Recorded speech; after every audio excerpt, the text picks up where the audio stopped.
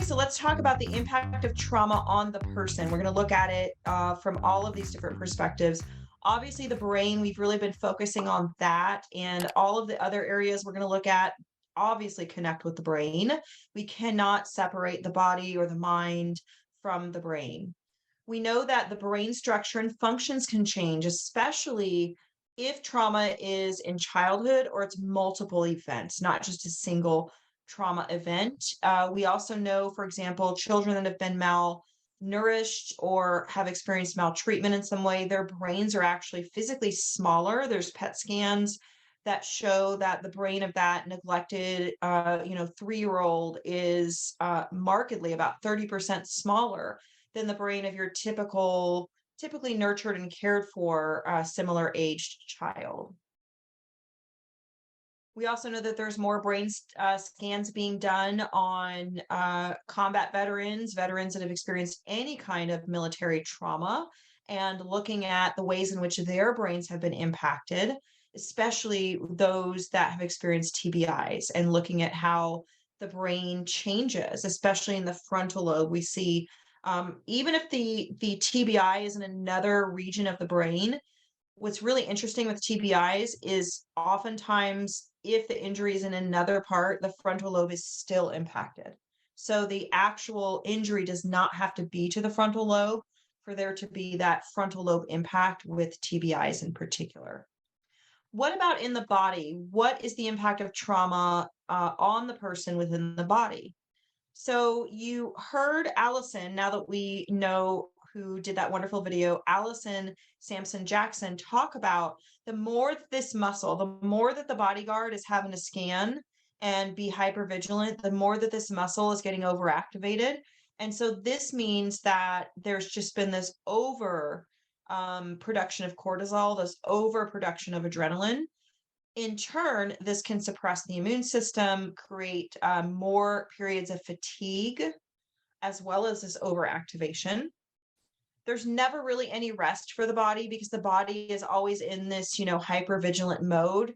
The cortisol is never kind of just settling. The adrenaline is never like, okay, we can take a break. And the amygdala is never on vacation. And so what this means is that the body gets tired and the different systems of the body can begin to become impacted.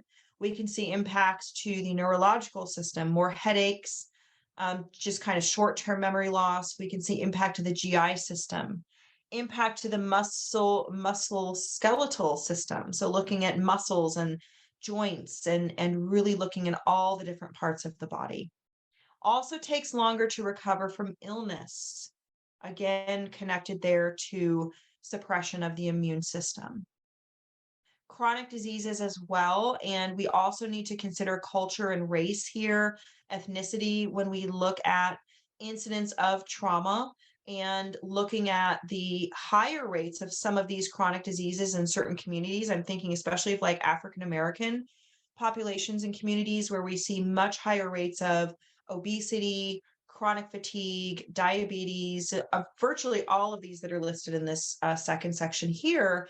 And we also look at the high rates of trauma that are experienced, especially generationally, within the Black and African American communities.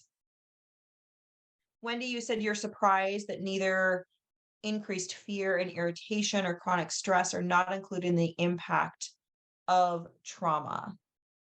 Well, we haven't gotten to the emotional or mental aspects yet. We're just right now talking about like the physical aspects, but we have more that we're going to be looking at here in regards to some of those emotional and cognitive responses for sure. You betcha. So Linda, is there a correlation to stroke, migraines, sleep disorders? I'm not sure about the stroke, but I can say yes to the migraines, as I mentioned, just like neurological impacts, headaches, migraines, sinus. There can be more of a connection to sinus problems if there is more of a substantial trauma history, and then definitely sleep disorders. Yes. It's hard for the brain to be able to do its best work, which is during sleep is when the brain does its most work. It's hard to be able for the brain to do that and actually like reboot itself if the person does not feel safe enough to go to sleep and get into that REM sleep so that the brain can actually reboot itself and refresh itself. Definitely also eating patterns, Wendy. Yes. Yes, yes. Anybody watch the show on Lifetime? It was a movie called The Gwen Shamblin Story, Starving for Salvation, based on a true story, played by Jennifer Grey, who is in Dirty Dancing. But this movie, I think is a great, great example.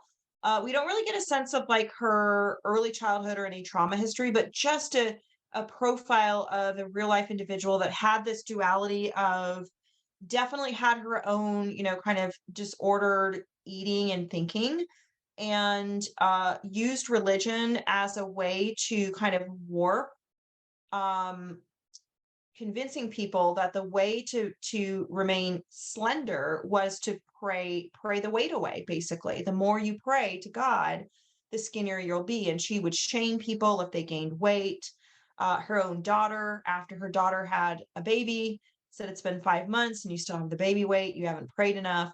But you really see in that movie and in the personality profile of Gwen Shamblin this duality of, the personality disorder aspect, very narcissistic, the antisocial aspect, but then also this disordered, core beliefs around eating and using religion as a way to kind of suck people in. It would be interesting to see what her history was. I haven't researched that, but it would be interesting to see if she, in fact, had a trauma history that formed this type of personality. Definitely autoimmune disorders as well. Yes. So, what about impacts? Also, before we move on, Why Zebras Don't Get Ulcers, great book to read. Talks about stress related disorders and coping, and talks about a lot of these biological theories of animals and how animals manage stress. Waking the Tiger is a book by Peter Levine, who's the founder of Somatic Experiencing.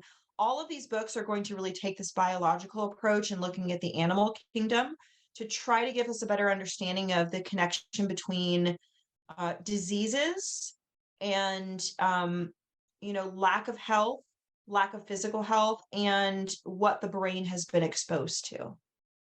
So great book, Why Zebras Don't Get Ulcers. Interesting book. Okay, so what about the impact of trauma on the person? Cognitively, these are some of the ways in which we can see impact on the person cognitively. Certainly with attention, perseveration, which is that fixation and that rumination on certain thoughts, on certain core beliefs. This is how we see OCD emerging, is that perseveration becomes a very strong quality within somebody that has OCD. And oftentimes that's because they could not control the trauma. But by God, now they are going to control every aspect of whatever their obsession and compulsion may be. Language processing definitely can be impacted. This is why we see speech delays in young children that have been exposed to trauma in early childhood. We also may see the loss of language, and so we may see some regression. Memory, again, that's the hippocampus is very active in the memory part. Judgment is that prefrontal cortex part. Processing speed and integration of thought. So we see that there can be some variances and the speed in which, and usually this means it's going to be slower, the way in which people can process new information, process multi-layers of information, given multi-directions, multiple steps of directions, and maybe getting confused. This is that ADD, ADHD component that we may sometimes see the connection with trauma.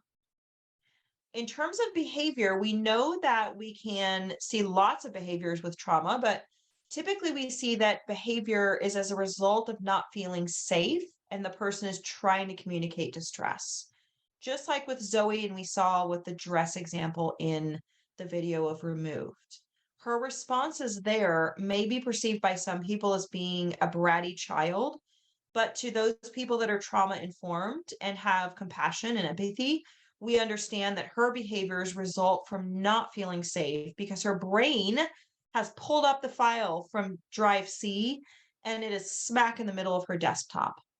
And so the way in which her reptilian brain responds is this flash response.